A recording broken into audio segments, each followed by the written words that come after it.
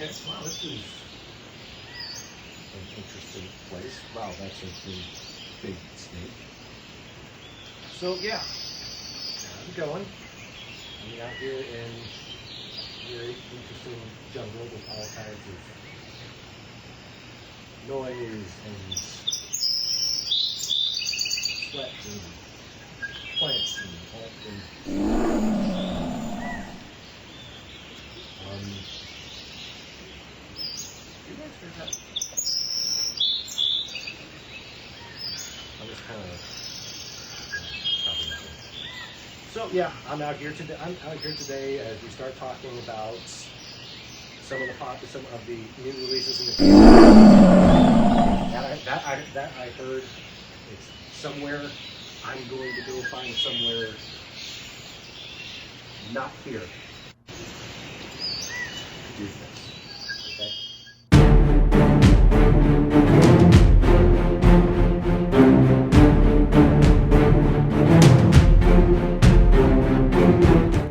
How's it going, everyone? Mike the Warhost here, and today we get to take a look at the third Lost World Exodus detachment released, the Pride of the Nekomata for the Celestial Empire, and the best way to go from just the posse box to a full tournament list.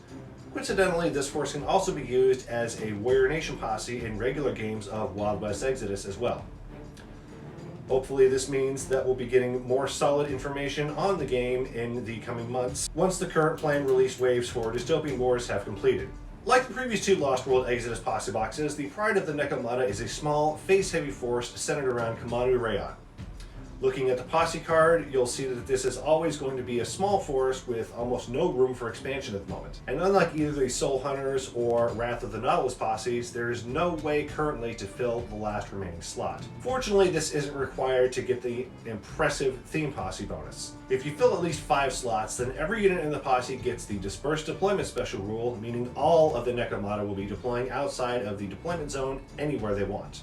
This posse also seems to contribute to a certain theme with other Lost World Exodus posses in their fairly low fortune levels. This posse maxes out at only 6 fortune, and the boss only has 2 available to him.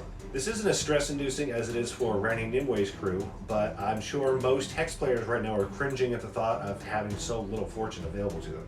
This posse clocks in at 845 points, which leaves a little bit of room for a second Warrior Nation posse to get you to the 1200 point tournament level.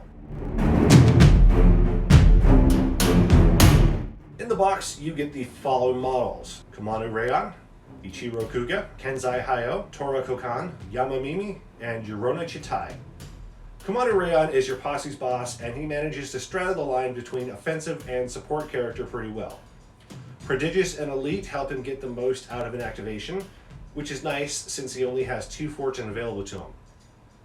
Savant lets you play some adventure card manipulation games. Shield Aura gives him a grit bonus for that turn. Inspirational gives nearby units a free reroll.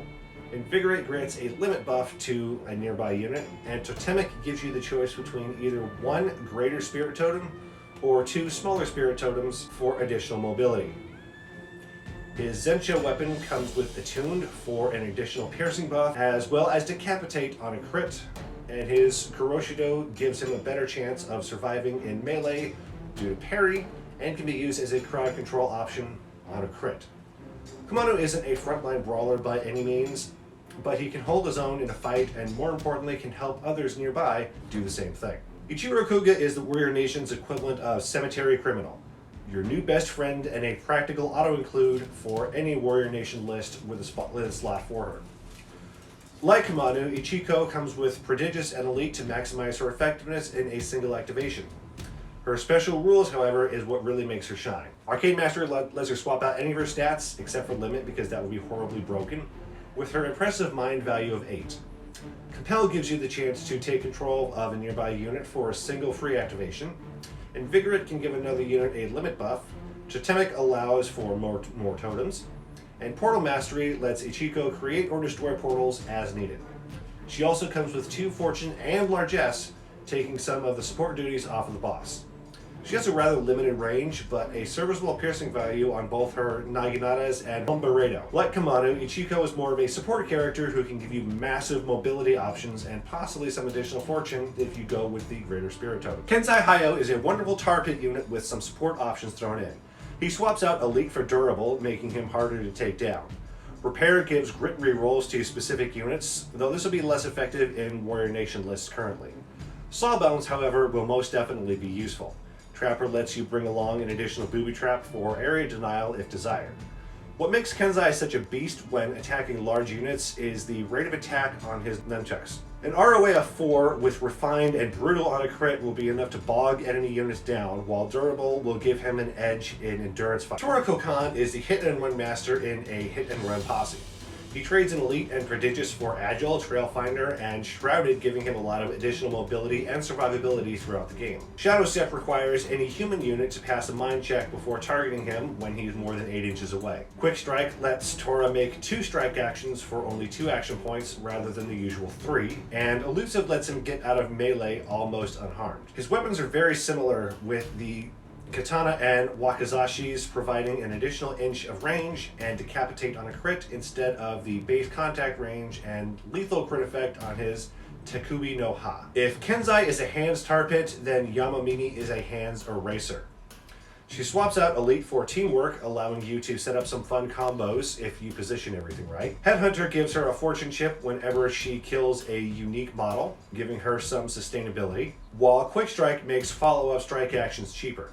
Dead or Alive gives all melee attacks the lethal special rule if her target is already stunned or disordered. Her Kamas have an ROA of 3, and her Mitsubishi can apply Disordered on a failed grit check.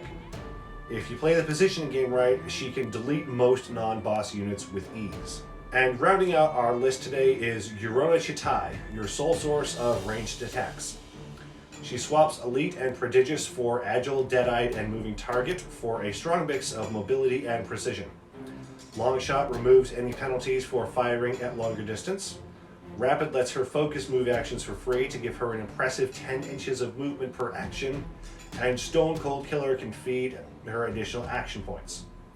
Her Hamayumi bow has Attuned, giving you an impressive -3 piercing when focused, as well as Brutal on a crit.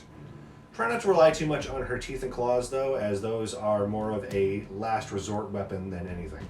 Move and Shoot is the name of the game for Yorona. Now we know what you're getting, how do we build an effective tournament list? If you take the full posse, you're left with about 355 points, which isn't very much, so you should plan accordingly. After looking at the available options, I've come up with 3 pretty viable options. Be warned though, the last one is not the most friendly path you can take. The first option, and the most straightforward, is to simply fill out the rest of the available points with a generic Warrior Nation posse consisting of a cheat boss like Walks Looking and a pair of hands units. The hands will be primarily focused on holding objectives and providing additional fire support, with Walks Looking bringing some additional fortune. The problem with this list is the simple fact that Warrior Nation hands units are made of tissue paper and won't last very long, even with additional support from Walks Looking. If you go this route, you'll need to play very aggressively with the Nekomata to keep the objectives in your control. It's thematic, easy to grasp, and should be pretty easy for most Warrior Nation players to put together quickly. If you want a bit more survivability in your second posse, then look to the Conquistadors. Ponce de Leon, Esteban el Bruto, and Juan Nuevo Puerto will give you plenty of ranged firepower to keep themselves safe, as well as provide some long-distance fire support for the Nekomata. If you go this route, I'd recommend bringing along some of these smaller spirit totems to let the Conquistadors get into position quickly before letting the Nekomata loose. The Conquistadors will also love having 5 fortune all to themselves to stay alive and help win the day. The final option is one that should be used in highly competitive environments when facing the toughest lists. It's definitely one that will not earn you many friends in casual games. This list requires you to bring Mapia Nappa, the Cloud Runner, and a Great Thunderbird. Now you see why I said to leave this list at home for, the regular casual games? If you go this route, you'll end up sacrificing a few Nekomata for objective duty in exchange for a pair of flying titans who can move up to 18 inches at a time and lay down a whole world of hurt on whatever they land on. This, combined with the Nekomata's access to portals and highly favorable starting positions thanks to dispersed deployment, means it won't take much to launch an effective alpha strike against your opponent and deny them most of the board early on. Hell, if you really wanted to, you could even ignore objectives entirely and get all of your victory points from glory cards if you wanted to with this list. Just don't be surprised if you have trouble finding people willing to play afterwards. Regardless of what you choose to fill out the rest of your list, the primary tactics will stay the same. Use the posse bonus to get the best position you can early on. Use the ridiculous amount of portals you have available to reposition as needed, and stay as mobile as possible. For the Nekomata, speed is light. Well, that's going to do it for me today. Stay tuned for plenty of Wild West Exodus, Mythos, Dystopian Wars, and hopefully Lost World Exodus content in the future. Take care, everyone.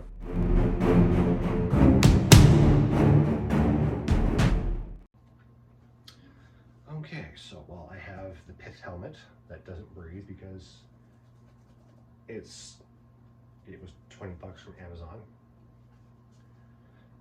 Let's get some intro clips recorded. All right.